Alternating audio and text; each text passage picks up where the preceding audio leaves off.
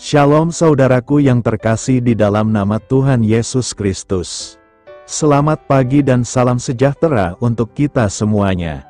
Hari yang baru telah tiba, dan kita bersyukur atas anugerah kehidupan yang Tuhan berikan. Sebelum kita memulai aktivitas hari ini, marilah kita bersama-sama merenungkan firman Tuhan, supaya hati dan langkah kita dipimpin oleh Tuhan. Kiranya renungan ini menjadi berkat bagi kita semua. Mari kita siapkan hati kita untuk menerima firman Tuhan. Dan saya Ardi, menyambut Anda semua di dalam segmen doa dan khotbah pagi renungan Kristen Saudara Rohani. Selamat datang kembali di dalam khotbah, renungan dan siraman rohani pagi hari ini. Harapan kami, semoga saudara yang terkasih dalam keadaan sehat selalu. Kiranya damai dan sukacita Roh Kudus melimpah dan tercurah di dalam hati dan pikiran saudara saat ini. Mari luangkan waktu saudara selama 30 menit ke depan untuk mendengarkan siraman khotbah pagi dan saat teduh bersama kami tim Diakonia Saudara Rohani. Sebelum kita berdoa, marilah kita mengarahkan hati dan pikiran kita kepada Tuhan. Di pagi yang indah ini, kita datang dengan penuh kerendahan hati, menyerahkan hari ini ke dalam tangan-Nya, memohon kekuatan, hikmat, dan penyertaan-Nya dalam segala hal yang kita lakukan. Mari kita berdoa. Bapa kami yang di surga, Allah yang Maha Pengasih dan Maha Penyayang, di pagi hari yang penuh anugerah ini, kami datang ke hadirat-Mu dengan hati yang penuh kerendahan dan syukur. Kami bersyukur atas kehidupan yang Engkau anugerahkan, atas nafas yang masih Engkau percayakan kepada kami, dan atas kesempatan yang baru untuk menikmati hari yang Engkau ciptakan. Kami mengakui bahwa setiap hari adalah hadiah dari-Mu, dan kami ingin memulai hari ini dengan menyapa-Mu, dengan meninggikan nama-Mu, serta dengan menyerahkan seluruh kehidupan kami ke dalam tangan kasih-Mu. Engkau yang telah menjaga kami sepanjang malam, Engkau yang telah melindungi kami dari segala bahaya yang tidak kami sadari, dan Engkau yang telah membangunkan kami dengan kekuatan yang baru. Ya Bapa, sebelum kami merenungkan firman-Mu, kami ingin membawa setiap pribadi yang saat ini mendengarkan doa ini ke hadirat-Mu. Engkau mengenal mereka satu persatu, Engkau tahu setiap pergumulan mereka, setiap impian mereka, setiap hal yang mereka harapkan dan mereka perjuangkan. Tidak ada satupun yang tersembunyi dari hadapan-Mu, dan karena itu kami percaya, di saat kami berdoa, Engkau mendengar, dan Engkau peduli. Tuhan, kami ingin berdoa bagi kesehatan setiap jemaat dan pendengar yang mendengarkan doa ini. Kiranya tangan-Mu yang penuh kuasa menjamah tubuh mereka. Bagi mereka yang saat ini sedang dalam kondisi sakit, baik yang sakit ringan maupun berat, baik yang sedang beristirahat di rumah maupun yang berada di rumah sakit, kami mohonkan kesembuhan dari-Mu. Engkau adalah Allah yang sanggup menyembuhkan, Engkau yang telah menyembuhkan orang-orang sakit di zaman dahulu, dan kami percaya bahwa kuasa-Mu tetap sama sampai selama-lamanya. Dalam nama Yesus, kami mohonkan pemulihan dan kesehatan yang sempurna bagi mereka yang sakit. Kami juga berdoa bagi mereka yang sehat, agar Engkau senantiasa melindungi mereka dari segala penyakit, menjaga tubuh mereka tetap kuat, dan memberikan mereka hikmat untuk menjaga kesehatan mereka dengan baik. Tuhan, jadilah perisai bagi kami, jauhkan kami dari segala penyakit, dan biarlah tubuh kami senantiasa menjadi bait Roh Kudus yang hidup bagi kemuliaan-Mu. Tuhan, kami juga berdoa bagi setiap orang yang sedang mengalami beban hidup yang berat. Mungkin ada yang hari ini bangun dengan hati yang penuh kecemasan, dengan pikiran yang dipenuhi oleh kekhawatiran, dengan masalah yang terasa begitu besar. Tuhan, Engkau tahu setiap air mata yang telah mereka teteskan, Engkau mengerti setiap luka yang mereka simpan di dalam hati. Kami mohon, jamahlah mereka. Tuhan, berikan mereka kelegaan, berikan mereka penghiburan, berikan mereka kekuatan untuk menjalani hari ini dengan penuh iman dan pengharapan. Kami juga berdoa bagi setiap keluarga yang sedang mengalami pergumulan, bagi mereka yang merindukan buah hati, kiranya Engkau menjawab doa-doa mereka dengan cara dan waktu-Mu yang terbaik. Kami percaya, Engkau mendengar tangisan hati mereka dan Engkau Allah yang setia. Bagi mereka yang sedang menghadapi masalah keluarga, kami mohonkan damai sejahtera-Mu. Kiranya kasih-Mu mengalir di tengah-tengah rumah tangga mereka, sehingga setiap perbedaan dan pertengkaran dapat diatasi dengan kasih Kristus. Bagi mereka yang sedang bergumul dalam pernikahan mereka, Tuhan, pulihkanlah hubungan mereka. Biarlah kasih yang berasal dari-Mu mengikat mereka dalam kesatuan yang indah. Kami juga berdoa bagi mereka yang merindukan anak dalam pernikahan mereka. Tuhan, Engkau adalah Allah yang memberi kehidupan. Bagi pasangan yang sudah lama menantikan buah hati, kami mohonkan belas kasihan-Mu. Bukakan rahim yang tertutup, berkati mereka dengan keturunan yang sehat dan penuh kasih. Engkau adalah Allah yang mendengar doa, dan kami percaya Engkau akan memberikan yang terbaik bagi mereka sesuai dengan kehendak-Mu. Ya Tuhan, kami juga ingin menyerahkan pekerjaan dan usaha setiap pendengar yang saat ini berdoa bersama kami. Engkau adalah Allah yang memberikan rezeki, yang mencukupkan setiap kebutuhan kami. Bagi mereka yang saat ini bekerja, berkati pekerjaan mereka. Berikan hikmat dalam setiap keputusan yang mereka ambil. Berikan semangat dan kekuatan dalam menjalankan tugas mereka. Dan biarlah mereka boleh menjadi terang di tempat mereka bekerja. Bagi mereka yang saat ini sedang mencari pekerjaan, bukakanlah jalan bagi mereka. Tuhan, sediakanlah pekerjaan yang terbaik, yang sesuai dengan talenta dan panggilan mereka. Jangan biarkan mereka putus asa, tetapi berikan mereka iman untuk terus berharap kepadamu. Tuhan, kami juga berdoa bagi mereka yang memiliki usaha sendiri. Berkati setiap usaha mereka, buatlah tangan mereka berhasil dalam setiap pekerjaan yang mereka lakukan. Lindungi mereka dari segala kecurangan, dari persaingan yang tidak sehat, dan dari segala hal yang dapat merugikan mereka. Biarlah berkat-Mu nyata dalam setiap usaha mereka. Bapa di surga, kami juga bersyukur untuk setiap jemaat dan pendengar yang saat ini sedang mengalami sukacita. Bagi mereka yang telah menerima jawaban doa, yang mendapatkan promosi, yang menerima kabar baik, kami bersukacita bersama mereka. Terima kasih Tuhan, karena Engkau adalah Allah yang setia, Allah yang mendengar doa, dan Allah yang selalu menjawab tepat pada waktu-Mu. Kami juga ingin berdoa bagi gereja-Mu, bagi setiap hamba Tuhan yang melayani di ladang-Mu.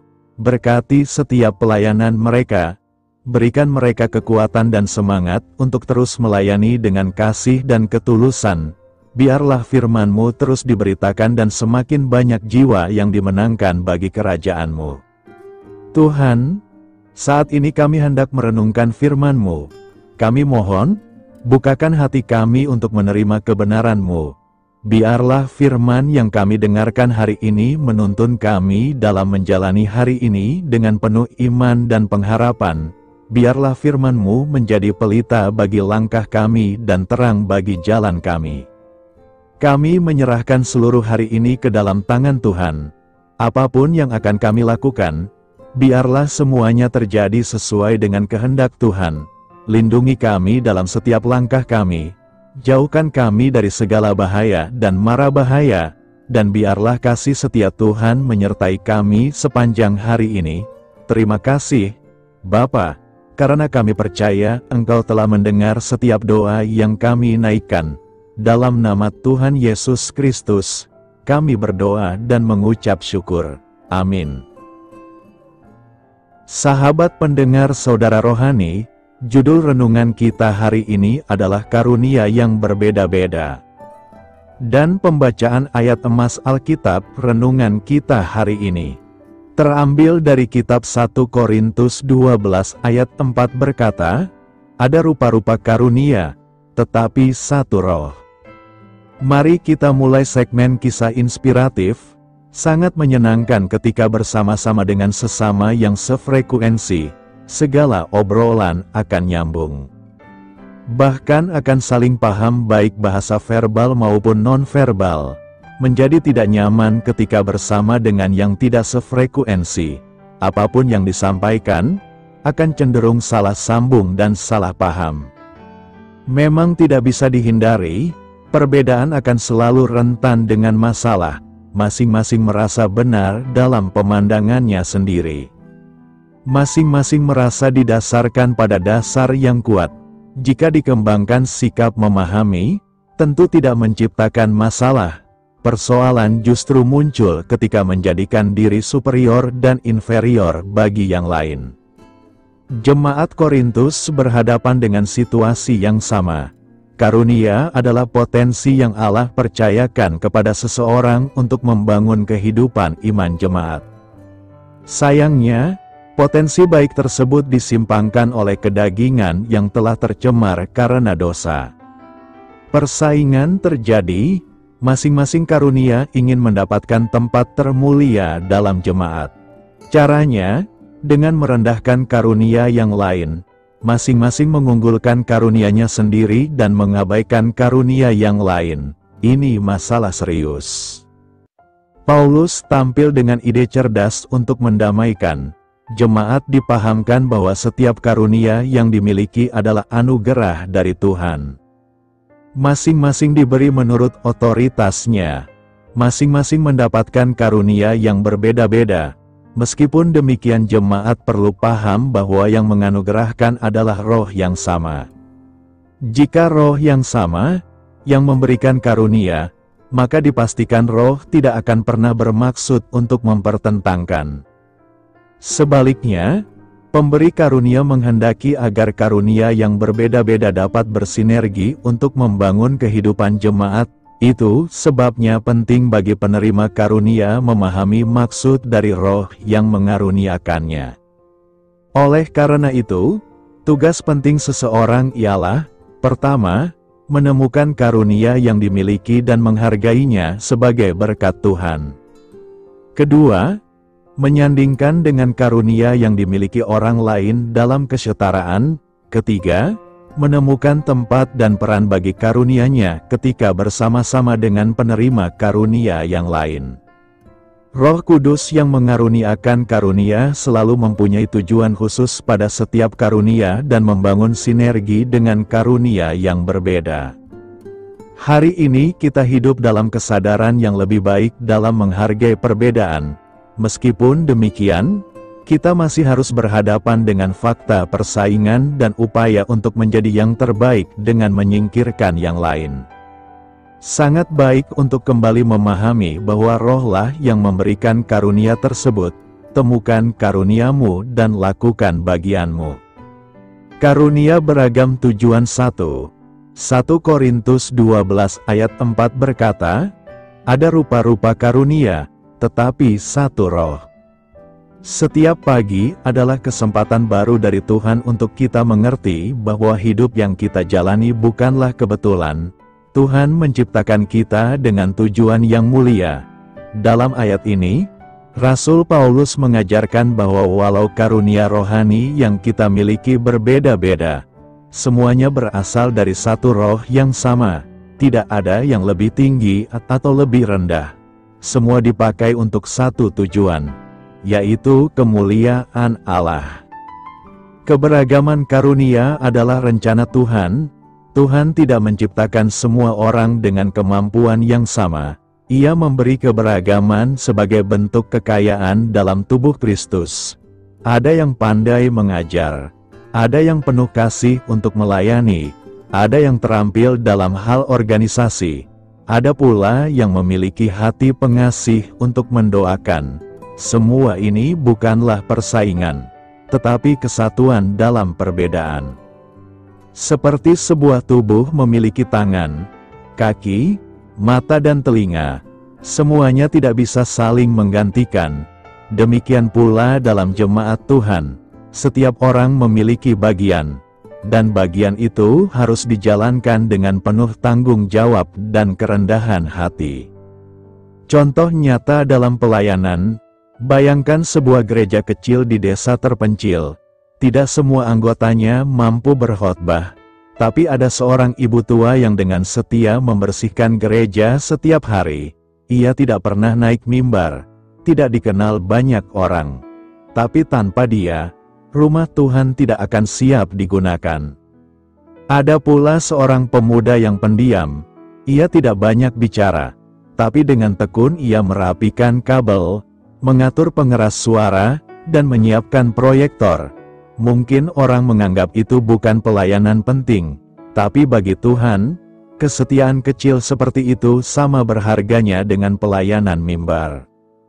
Kisah inspiratif, karunia tukang kayu yang diberkati. Ada seorang pria bernama Paseno. Ia adalah tukang kayu sederhana. Ia tidak banyak sekolah, tapi hatinya sungguh mengasihi Tuhan. Ia tahu bahwa dirinya tidak bisa menyanyi, tidak bisa berkhotbah, tapi ia berkata dalam doanya, "Tuhan, pakailah apa yang saya bisa." Lalu ia mulai memperbaiki bangku gereja yang rusak, membuat mimbar dari kayu bekas. Ia mengajarkan murid-murid sekolah minggu membuat kerajinan salib dari kayu. Apa yang ia lakukan ternyata menginspirasi banyak orang. Orang-orang tua melihat kesetiaannya dan menjadi semangat melayani. Anak-anak sekolah minggu merasa bangga punya hasil tangan sendiri yang dipersembahkan di gereja. Lambat laun, pelayanan Paseno dikenal sebagai kesaksian bahwa karunia tidak harus besar untuk menjadi berarti, tapi harus setia dan tulus. Setiap karunia untuk saling melengkapi. Karunia tidak diberikan agar kita sombong, tapi agar kita saling menopang.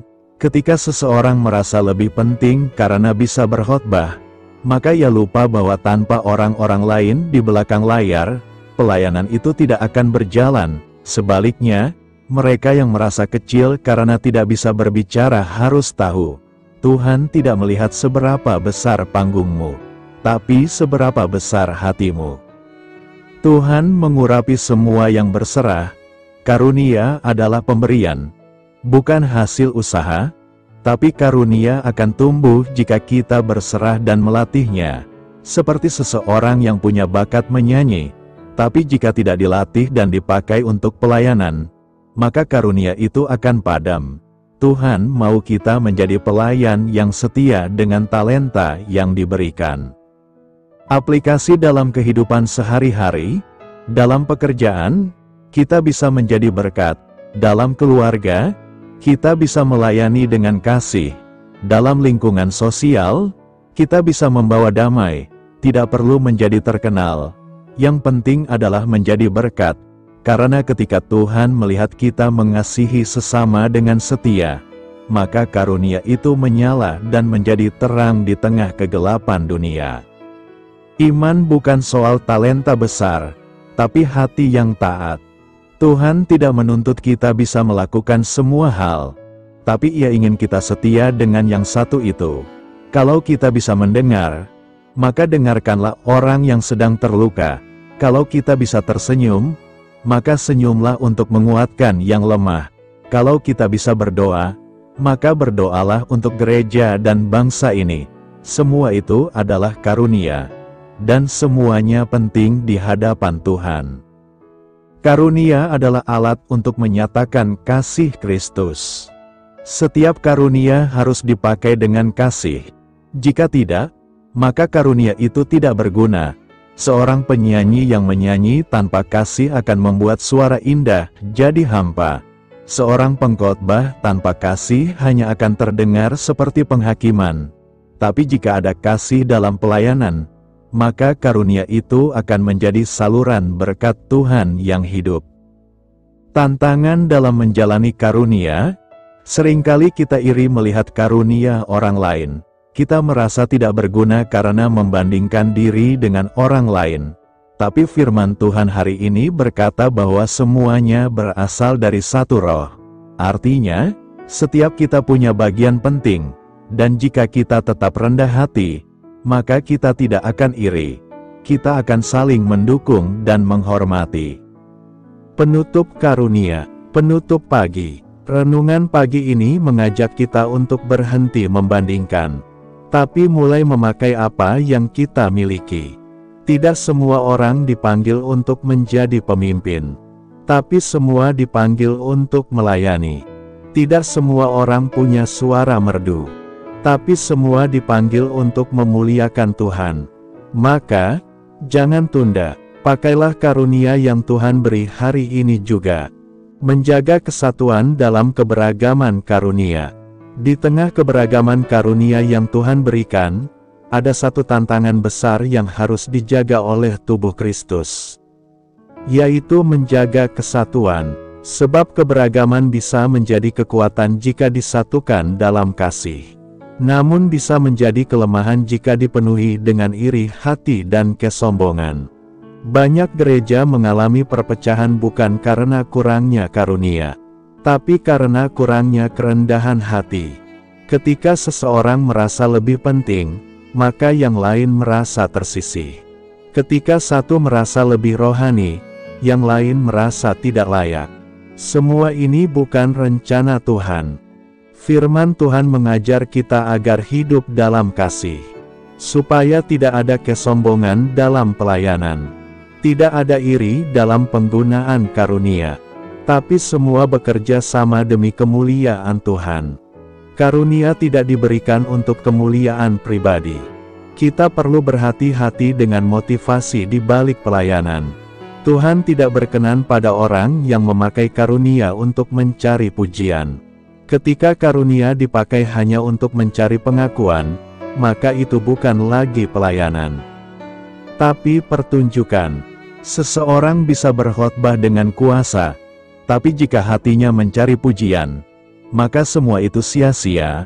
Seseorang bisa bernyanyi dengan suara emas, tapi jika tujuannya ingin dipuji, maka dia telah kehilangan esensi pelayanan sejati. Karunia adalah alat, bukan tujuan. Tujuan kita adalah melayani Tuhan dan sesama. Maka jangan biarkan karunia menjadi berhala, tapi jadikanlah itu alat untuk menyentuh jiwa-jiwa dengan kasih Tuhan. Pelayanan sederhana bisa menyentuh hidup banyak orang. Ada seorang nenek bernama Bu Tina. Ia sudah tua dan tidak bisa berjalan jauh.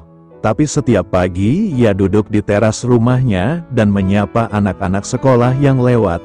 Ia tersenyum, mendoakan mereka dalam hati, kadang memberkati dengan sepotong roti. Anak-anak itu merasa dikasihi. Mereka melihat kasih Tuhan lewat senyuman Bu Tina. Bertahun-tahun kemudian, salah satu dari mereka menjadi pendeta, dan ia bersaksi bahwa setiap kali ia merasa lelah, ia teringat senyum lembut Bu Tina yang tanpa pamrih.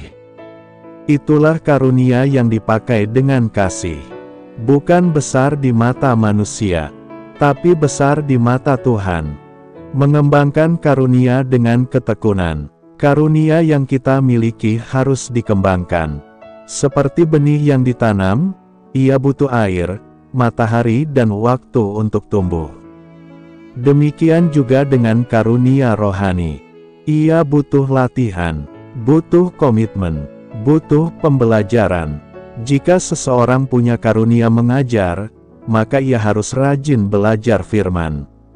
Jika seseorang punya karunia menyanyi, maka ia perlu melatih suaranya dan memperdalam penghayatan pujian. Tidak cukup hanya merasa punya karunia, tapi harus ada pertumbuhan di dalamnya. Tuhan memanggil kita bukan hanya untuk menerima, tapi juga untuk bertumbuh. Maka jangan puas dengan apa yang sudah ada, kejar pertumbuhan rohani, karena dalam pertumbuhan itulah Tuhan dipermuliakan. Setiap karunia bisa menjadi kesaksian hidup. Saat kita memakai karunia dengan setia, maka hidup kita menjadi kesaksian. Orang-orang di sekitar kita akan melihat bahwa Tuhan bekerja dalam hidup kita. Mereka akan merasakan kehadiran Tuhan lewat pelayanan kita. Dan itu akan membuka hati mereka untuk mengenal kasih Tuhan. Karunia bukan hanya untuk gereja, tapi untuk dunia. Melalui karunia, kita membawa terang ke dalam kegelapan. Kita menjadi surat Kristus yang terbuka dan dibaca oleh banyak orang. Gunakanlah setiap kesempatan, bahkan dalam hal-hal kecil. karena Tuhan bekerja dalam setiap hal yang kita lakukan dengan kasih. Melawan godaan untuk menyia-nyiakan karunia, setan tahu bahwa karunia rohani adalah alat yang kuat untuk memuliakan Tuhan. Maka ia berusaha membuat kita malas, takut, dan merasa tidak berguna. Ia membisikkan, tidak usah pelayanan. Kamu tidak sebaik orang lain. Tidak usah menyanyi. Suaramu biasa saja. Tapi firman Tuhan mengajar bahwa setiap orang yang percaya diperlengkapi oleh Roh Kudus. Tidak ada yang dikecualikan. Jangan dengar suara keraguan. Dengarlah suara kebenaran. Tuhan sudah mempercayakan karunia itu kepadamu. Maka tanggung jawabmu adalah menggunakannya. Doakan karuniamu dan hidupi dengan tulus. Setiap pagi, mintalah Tuhan untuk menuntunmu memakai karunia itu dengan benar. Jangan biarkan motivasimu dikaburkan oleh kepentingan pribadi. Tapi hidupi karunia itu dengan hati yang bersih. Pelayanan yang tulus akan menguatkan banyak orang. Tidak perlu menjadi hebat, tapi jadilah tulus. Tidak perlu tampil mengesankan, tapi jadilah berkat. Sebab Tuhan lebih menghargai ketulusan daripada pertunjukan. Dan Ia akan memberkati mereka yang setia dalam perkara kecil. Iman Kristen bukan buatan manusia. Banyak tuduhan datang kepada orang percaya, termasuk dari kalangan umat Muslim yang menuduh bahwa ajaran Kristen telah diubah dan tidak asli. Mereka mengatakan bahwa Alkitab sudah dipalsukan, bahwa Yesus bukan Tuhan, dan bahwa iman Kristen hanyalah warisan dari kekuasaan Roma. Namun kita harus berdiri teguh. Iman kita bukan berasal dari manusia. Iman kita bersumber dari wahyu Allah yang nyata dalam sejarah dan kehidupan nyata. Alkitab bukan kitab fiksi, tapi catatan sejarah yang disahkan oleh nubuatan dan digenapi secara nyata dalam pribadi Yesus Kristus. Yesus adalah Tuhan yang hidup. Salah satu tuduhan yang sering dilontarkan adalah bahwa Yesus hanyalah nabi, bukan Tuhan. Namun, firman Tuhan sangat jelas. Dalam Yohanes 10 ayat 30 Yesus berkata, "Aku dan Bapa adalah satu." Ini bukan sekadar kata kiasan, tapi deklarasi keilahian. Dalam Yohanes 8 ayat 58, Yesus berkata, "Sebelum Abraham jadi, Aku telah ada." Pernyataan ini mengejutkan orang Yahudi hingga mereka hendak merajam Dia. Sebab Yesus menggunakan frasa yang hanya dipakai Allah dalam Keluaran 3 ayat 14. Yaitu, "Aku adalah Aku." Apakah orang waras akan mengklaim dirinya lebih tua dari Abraham jika ia bukan Tuhan? Apakah para rasul yang akhirnya mati syahid akan mempertahankan kebohongan jika Yesus tidak benar-benar bangkit? Alkitab tidak pernah dipalsukan. Tuduhan lain adalah bahwa Alkitab telah dipalsukan. Namun bukti sejarah menunjukkan sebaliknya. Manuskrip-manuskrip Alkitab yang ditemukan seperti Dead Sea Scrolls membuktikan bahwa isi Alkitab tetap terjaga. Ribuan salinan dari abad pertama dan kedua menunjukkan bahwa Alkitab ditulis, disalin, dan diwariskan dengan sangat hati-hati. Tidak ada kitab lain yang memiliki bukti manuskrip sebanyak dan sekuat Alkitab. Bahkan para sejarawan dunia, termasuk yang bukan Kristen, mengakui keabsahan historis kitab suci ini. Jika Alkitab dipalsukan, mengapa isinya justru membongkar kelemahan para tokoh besar bangsa Israel? Seorang pemalsu tidak akan menuliskan aib bangsanya sendiri. Tapi Alkitab dengan jujur menunjukkan keberdosaan manusia. Dan itulah kekuatannya. Ia jujur dan membimbing menuju keselamatan. Kasih Kristus bukan buatan gereja. Ada juga tuduhan bahwa konsep kasih dalam iman Kristen hanyalah propaganda. Bahwa pengampunan dosa adalah hal yang tidak masuk akal. Tapi sesungguhnya kasih Kristus adalah inti dari keselamatan. Roma 5 ayat 8 berkata, Allah menunjukkan kasih-Nya kepada kita oleh karena Kristus telah mati untuk kita ketika kita masih berdosa. Ini bukan buatan manusia, karena manusia tidak pernah punya konsep kasih yang sedalam itu. Semua agama mengajarkan pahala dan balasan, tapi hanya di dalam Kristus kita mengenal kasih yang memberi nyawa bagi musuh. Inilah kasih sejati, kasih yang tidak menuntut, tapi mengorbankan diri. Tanggapan terhadap klaim Al-Quran. Sebagian Muslim mengatakan bahwa Al-Quran adalah penyempurna dari kitab-kitab sebelumnya. Tapi klaim ini bertentangan dengan isi Alkitab sendiri. Yesus berkata dalam Yohanes 14 ayat 6, "Akulah jalan dan kebenaran dan hidup. Tidak ada seorang pun yang datang kepada Bapa, kalau tidak melalui Aku." Ini adalah pernyataan eksklusif.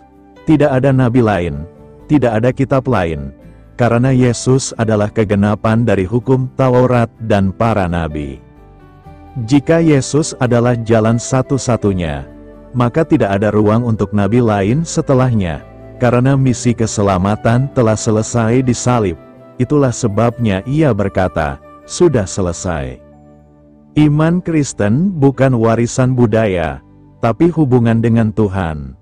Sebagian orang menuduh bahwa Kristen adalah agama orang Barat, tapi kekristenan bukan milik bangsa tertentu. Kekristenan lahir di tanah Israel, tumbuh di Timur Tengah, dan menyebar ke seluruh dunia. Bahkan gereja mula-mula justru lebih banyak tersebar di wilayah Asia dan Afrika daripada di Eropa. Iman Kristen bukan agama Barat, tapi hubungan dengan Allah yang hidup, yang bisa dialami oleh siapa saja, di mana saja, dan kapan saja. Pelayanan dengan karunia harus disertai pengertian yang tegas. Di tengah banyaknya tuduhan, kita yang memiliki karunia pelayanan tidak boleh lemah. Kita harus siap menjawab dengan lemah lembut dan hormat, tapi juga dengan kebenaran yang kokoh. Kita harus tahu mengapa kita percaya Yesus. Kita harus bisa membela iman tanpa menjadi kasar, tapi juga tanpa ragu. Pelayanan yang berakar dalam firman akan berdiri teguh walau angin tantangan bertiup. Dan karunia yang dipakai dalam kebenaran akan membawa jiwa kepada keselamatan. Kita dipanggil menjadi saksi yang hidup. Kesaksian kita bukan hanya lewat kata, tapi juga lewat hidup yang penuh kasih. Jika kita membalas hinaan dengan cinta, maka dunia akan melihat Yesus dalam kita. Jika kita tetap sabar walau diserang, maka itulah kekuatan kasih Kristus. Tuhan memberi kita karunia bukan hanya untuk pelayanan gereja, tapi juga untuk membela iman, untuk menyatakan kasih yang sejati, dan untuk membawa orang lain kepada kebenaran yang hidup. Kasih Kristus mengatasi tuduhan. Tuduhan terhadap iman Kristen telah ada sejak awal gereja berdiri. Yesus sendiri dituduh menghujat. Para rasul dituduh menyesatkan bangsa. Gereja mula-mula dituduh sebagai pengacau tatanan keagamaan Yahudi. Namun kasih Kristus tidak pernah kalah oleh tuduhan. Ketika dunia melontarkan cemoohan, ketika kepercayaan kita digugat dan difitnah, maka kasih Kristus tetap menjadi jawaban. Ia tidak membalas dengan kebencian, tapi dengan pengampunan. Ia tidak menuduh kembali, tapi merangkul dengan pengorbanan. Kasih Kristus di tengah fitnah. Yesus difitnah sebagai pemabuk, sebagai pelanggar hukum Taurat, bahkan disebut kerasukan. Tapi bagaimana ia menanggapi itu semua? Ia tidak membuat pembelaan dengan kekerasan. Ia tidak memanggil bala tentara sorga. Tapi ia tetap mengajar, tetap menyembuhkan, tetap melayani. Itulah kekuatan kasih. Ia tidak tunduk pada tekanan. Ia tidak surut oleh hinaan. Justru kasih sejati akan semakin terang di tengah kegelapan, seperti pelita yang tetap menyala di tengah badai. Contoh dari salib Kristus. Ketika Yesus digantung di kayu salib, Ia tidak membalas kutukan orang-orang. Ia tidak mengutuk balik mereka yang menyiksanya. Tapi ia berkata, "Bapa, ampunilah mereka, sebab mereka tidak tahu apa yang mereka perbuat." Inilah puncak kasih, bahwa di tengah penderitaan dan tuduhan palsu, Yesus tetap menunjukkan pengampunan, bukan karena ia lemah, tapi karena kasih lebih kuat dari pedang. Dan inilah yang membedakan Yesus dari semua guru dan nabi lain. Kasih Kristus mengubahkan hati yang keras. Ada seorang pemuda bernama Ahmad yang sejak kecil diajarkan untuk membenci orang Kristen. Ia sering ikut merusak gereja dan mengejek orang percaya. Tapi suatu hari, ia jatuh sakit parah.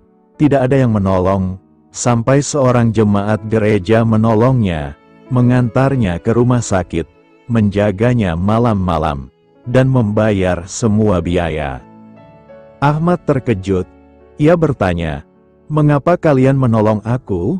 Bukankah aku membenci kalian?" Orang itu menjawab, "Karena Yesus mengasihi kami lebih dulu, maka kami mengasihi engkau." Jawaban itu menghancurkan hatinya. Ia menangis. Dan sejak hari itu, ia mulai mencari tahu tentang Yesus. Beberapa tahun kemudian, ia menjadi pengikut Kristus, karena kasih telah mengatasi tuduhan. Karunia untuk mengasihi di tengah penolakan. Setiap kita diberi karunia yang berbeda, tapi semuanya harus digunakan dalam kasih. Jika kita memiliki karunia berkhotbah, maka berkhotbahlah dengan hati yang mengasihi. Jika kita memiliki karunia memberi, maka berikanlah dengan tulus. Jika kita memiliki karunia mendengar, maka dengarkanlah dengan empati. Karunia tanpa kasih adalah kosong, tapi kasih yang dinyatakan lewat karunia akan menembus dinding hati yang keras.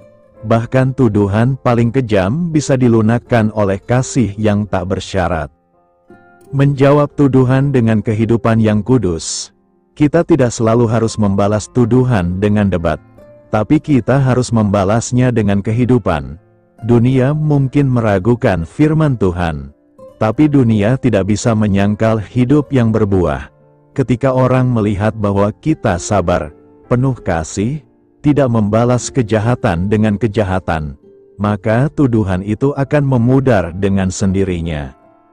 Petrus berkata bahwa kita harus siap memberi pertanggungjawaban atas pengharapan kita, tapi dengan lemah lembut dan hormat. Itulah gaya hidup apologetik Kristen, bukan dengan emosi, tapi dengan teladan hidup. Kasih bukan tanda kelemahan, tapi kekuatan ilahi. Banyak orang mengira bahwa mengasihi adalah tanda kelemahan, tapi kasih Kristus adalah kekuatan terbesar. Dunia bisa menghancurkan tubuh, tapi tidak bisa memadamkan kasih, karena kasih berasal dari Allah. Ketika Sainfanus dirajam batu, ia tidak menjerit dalam dendam, tapi ia berkata, "Tuhan, jangan tanggungkan dosa ini kepada mereka." Dan salah satu yang mendengarnya adalah Saulus, yang kemudian bertobat dan menjadi Paulus, rasul besar yang menginjili dunia. Itulah kekuatan kasih. Ia menembus kebencian, ia membuka mata rohani, ia mengubahkan hidup. Pelayanan kita adalah cermin dari kasih itu. Setiap pelayanan yang kita lakukan adalah gambaran dari kasih Kristus. Maka jangan layani hanya dengan tangan, tapi dengan hati. Jangan sekadar menjalankan tugas, tapi nyatakan kasih, bahkan kepada mereka yang mencibir, bahkan kepada mereka yang mengejek. Karena dalam setiap senyuman, setiap doa, setiap pengorbanan kecil, kasih Kristus sedang dinyatakan, dan orang-orang yang memfitnahmu hari ini bisa menjadi orang yang memuliakan Tuhan suatu saat nanti. Kasih yang teguh tidak tergoyahkan oleh dunia. Kasih yang lahir dari hubungan dengan Kristus tidak mudah luntur. Sekalipun dunia tidak membalasnya, sekalipun tuduhan terus datang, kasih itu tetap berjalan, tetap melayani, tetap mendoakan, karena kasih tidak bergantung pada reaksi orang. tapi pada kasih karunia Tuhan. Inilah panggilan kita, tetap mengasihi meski dituduh, tetap memberi meski dibenci, tetap berharap meski dicemooh, karena kasih Kristus yang tinggal di hati kita lebih besar dari kebencian dunia. Membela iman dengan kasih, apologetik bukan berarti berdebat, tapi berarti memberi jawaban yang benar dengan sikap rendah hati dan kasih. Dalam 1 Petrus 3 ayat 15 tertulis, "Tetapi kuduskanlah Kristus di dalam hatimu sebagai Tuhan, dan siap sedialah pada segala waktu untuk memberi pertanggungan jawab kepada tiap-tiap orang yang meminta pertanggungan jawab dari kamu tentang pengharapan yang ada padamu. Tetapi haruslah dengan lemah lembut dan hormat." Ayat ini adalah dasar dari apologetik Kristen.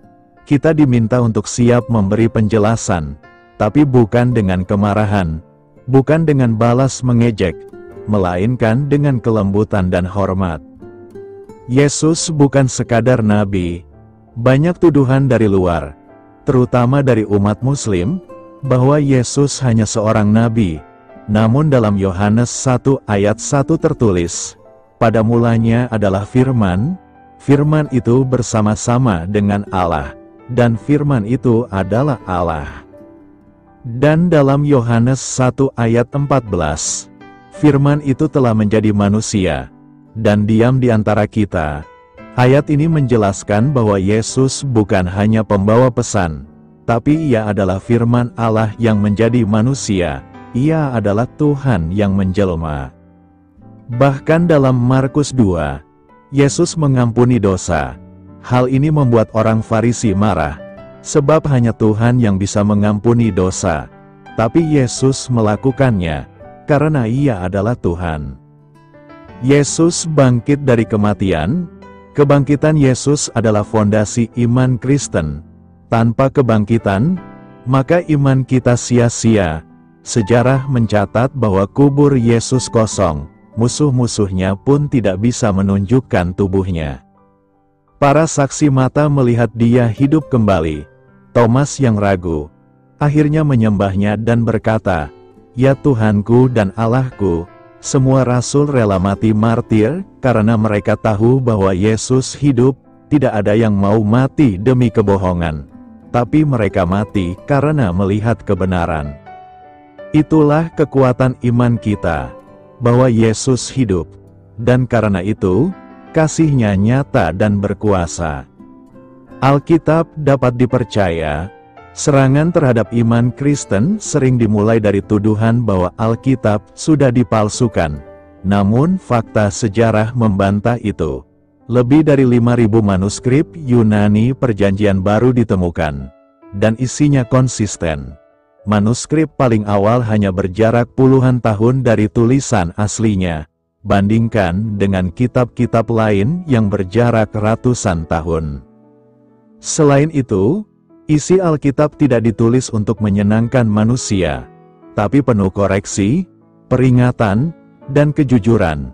Jika itu buatan manusia, maka isinya akan berbeda, tapi justru karena berasal dari Tuhan, maka Ia berani menyatakan kebenaran walau tidak nyaman. Yesus disebut dalam sejarah dunia. Tidak hanya Alkitab yang mencatat Yesus, tapi sejarah luar Kristen pun mencatatnya. Sejarawan Yahudi Flavius Josephus menulis tentang Yesus dan para pengikutnya. Sejarawan Romawi Tacitus juga menyebutkan kematian Kristus di bawah pemerintahan Pontius Pilatus. Artinya, Yesus bukan tokoh mitos. Ia nyata, dan karyanya meninggalkan jejak sejarah yang tidak terbantahkan. Tanggapan terhadap tuduhan Muslim. Beberapa tuduhan yang sering dilontarkan adalah bahwa Alkitab bertentangan dengan Injil yang disebutkan dalam Al-Quran. Namun, Injil dalam pengertian Islam hanyalah wahyu kepada Isa yang dianggap telah hilang. Tapi dalam kenyataan, Injil yang kita pegang hari ini sama dengan Injil yang dibaca oleh gereja mula-mula. Bahkan isi pengajaran Yesus dicatat oleh murid-murid yang hidup bersamanya. Dan Alkitab tidak pernah mengajarkan bahwa Isa hanyalah nabi, melainkan Tuhan yang menyelamatkan. Apologetik dengan kasih. Saat kita membela iman, kita tidak boleh kehilangan kasih. Apologetik bukan alat untuk membungkam orang lain, tapi untuk membuka hati mereka kepada kebenaran. Jangan biarkan pembelaan kita membuat orang menjauh, tapi biarlah kasih dalam jawaban kita menarik mereka untuk mengenal Yesus. Karena banyak orang yang tidak tertarik pada debat, tapi mereka tersentuh oleh kasih yang nyata. Pelayanan yang disertai jawaban yang benar. Dalam zaman ini, kita harus melayani bukan hanya dengan emosi, tapi juga dengan kebenaran yang dapat dipertanggungjawabkan. Dunia tidak butuh sensasi, tapi butuh jawaban yang masuk akal dan jujur. Karunia yang Tuhan beri harus digunakan untuk menyatakan kebenaran. Jika engkau punya karunia mengajar, ajarlah dengan dasar firman. Jika engkau punya karunia bergaul, jadilah jembatan kasih kepada mereka yang belum mengenal Yesus. Apologetik bukan hanya untuk pendeta, tapi untuk setiap orang percaya. Kalimat penutup dan motivasi kehidupan. Hari ini adalah hari baru. Tuhan sudah memperlengkapi engkau dengan karunia yang unik dan indah. Jangan rendahkan dirimu. Jangan merasa tidak mampu. Tuhan sudah memilih engkau dan mempersiapkan jalan untukmu. Sekalipun masalah datang, sekalipun tantangan berat menanti, percayalah, karunia Tuhan cukup untuk menguatkanmu. Tetap setia, tetap melayani, tetap percaya. Karena roh yang sama yang memberi karunia adalah roh yang akan menyertaimu sampai selama-lamanya. Engkau berharga di mata Tuhan. Jangan menyerah, ada tujuan mulia di balik keberadaanmu hari ini. Tetap semangat dan teruslah menjadi terang. Demikian renungan dan khotbah kita pada pagi hari ini. Doa saya menyertai saudara sekalian. Marilah kita menutup renungan ini dengan berdoa sejenak. Bapa yang penuh kasih, kami mengucap syukur atas kasih-Mu yang selalu menyertai kami. Terima kasih atas firman-Mu yang menjadi pelita bagi langkah kami dan sumber kekuatan bagi hidup kami. Pada pagi ini, ya Tuhan, kami bersatu dalam doa untuk saudara-saudari kami yang sedang menghadapi berbagai tantangan dalam hidup mereka. Kami berdoa bagi mereka yang mengalami penyakit kronis. Ya Tuhan, ulurkan tangan-Mu yang penuh kuasa, pulihkan tubuh mereka, dan berikan kesembuhan sesuai dengan kehendak-Mu. Biarlah mereka merasakan damai dan penghiburan-Mu di tengah pergumulan mereka.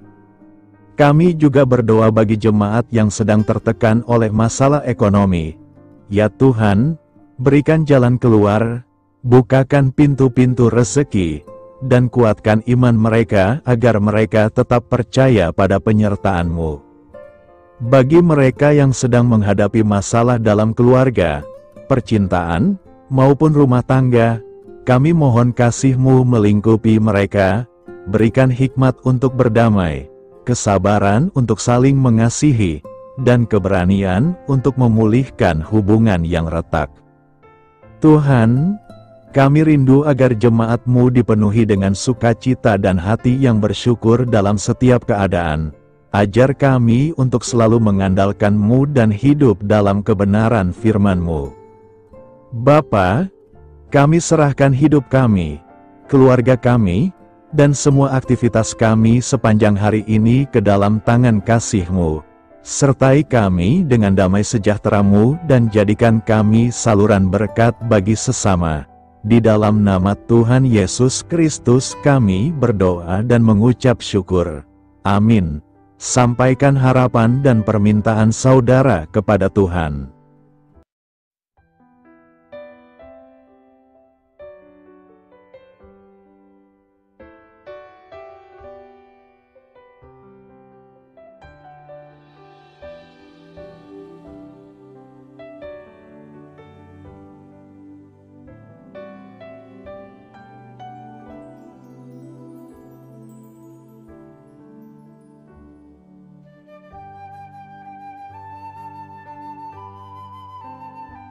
Marilah kita renungkan seluruh ayat emas hari ini.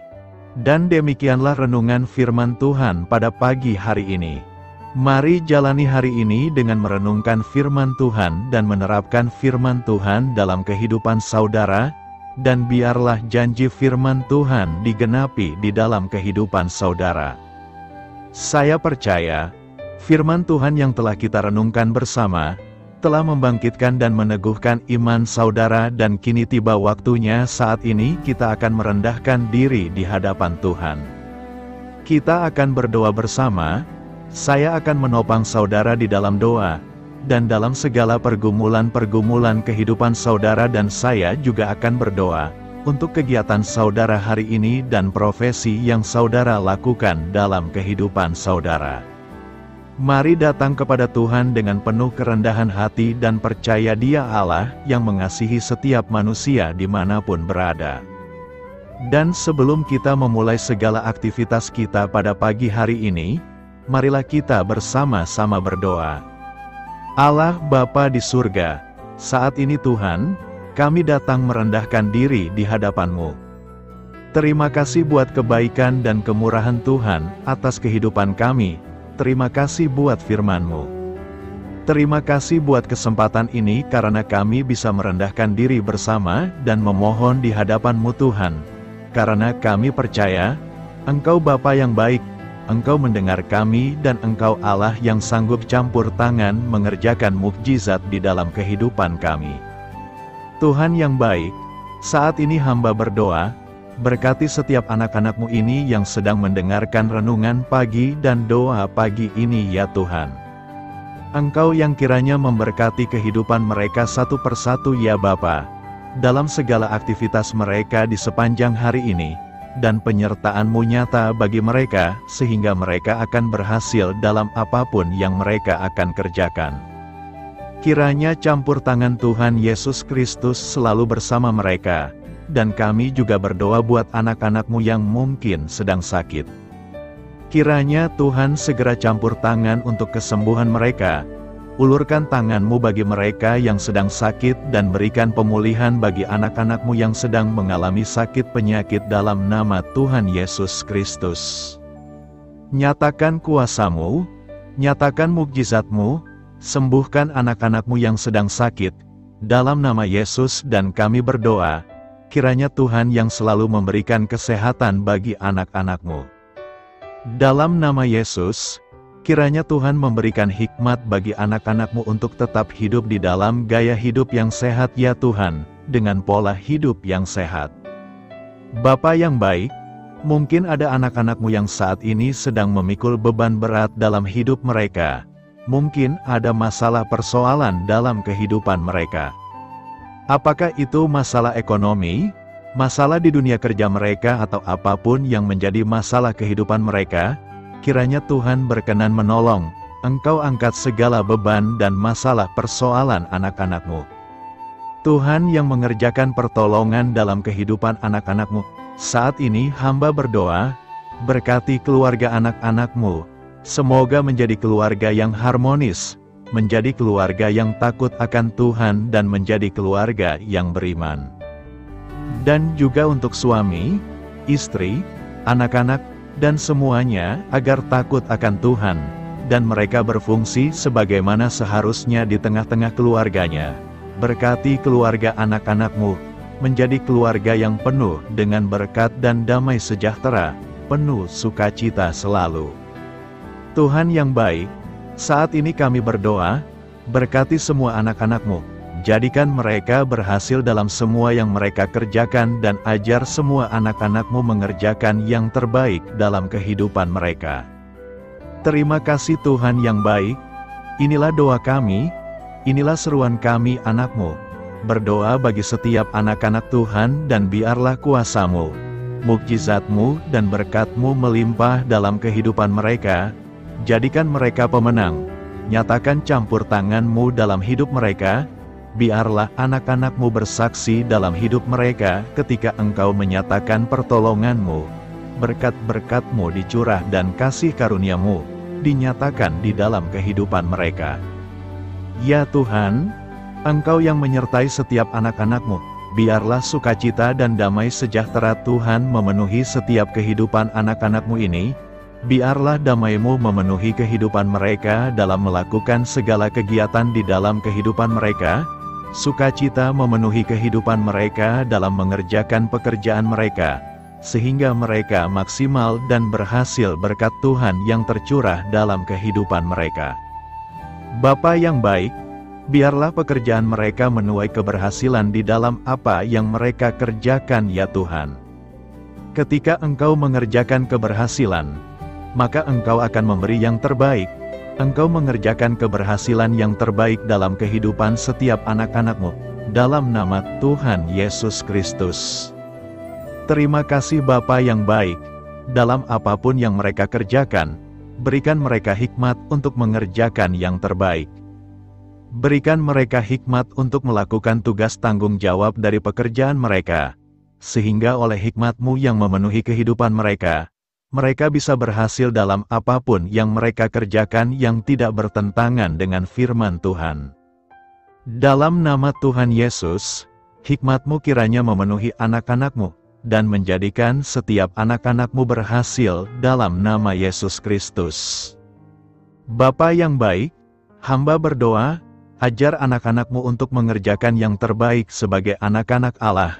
Berkati kami Tuhan dan mampukan kami untuk mengerjakan yang terbaik dalam segala apa yang kami kerjakan di dalam kehidupan kami.